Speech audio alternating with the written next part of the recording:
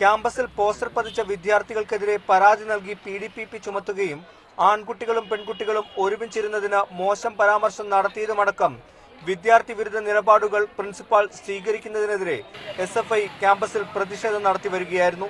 എന്നാൽ കഴിഞ്ഞ ദിവസം പ്രിൻസിപ്പാളിന്റെ കസേര കത്തിക്കുന്നതിലേക്ക് ഈ പ്രതിഷേധം എത്തിയതോടെയാണ് സമരരീതി മാറ്റാൻ SFI തീരുമാനിച്ചത്.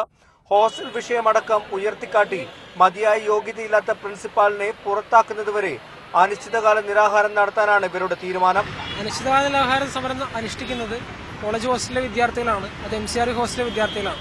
പോസിറ്റീവായിട്ട് റെസ്പോൺസ് കിട്ടാത്ത സാഹചര്യത്തിലാണ് നമ്മൾ നിരാഹാര സമരത്തിലേക്ക് കടക്കാൻ ഒരു ആശയം വെക്കുന്നത്. ഇതിന് പരിപൂർണ്ണ പിന്തുണയും നൽകിക്കൊണ്ട് SFI മഹാരാജ് യൂണിറ്റും മഹാരാജ് കോളേജിനും യൂണിയനും ഇവർക്ക് ഐക്യദാർഢ്യം പ്രഖ്യാപിച്ചുകൊണ്ട് തന്നെ ഈ സമരം മുന്നോട്ട് കൊണ്ടുപോകുന്നു. പ്രതിഷേധം ഭയന്ന കഴിഞ്ഞ ദിവസം അവധിയിലായിരുന്ന പ്രിൻസിപ്പാൾ ഇന്നും കോളേജിൽ എത്തിയില്ല. സംഘർഷാവസ്ഥ കണക്കിലെടുത്ത് വൻ പോലീസ് സന്നാഹവും കോളേജിന് മുൻപിൽ നിലയുറപ്പിച്ചിട്ടുണ്ട്. കോളേജിന് ഇന്ന് അവധിയും പ്രഖ്യാപിച്ചു.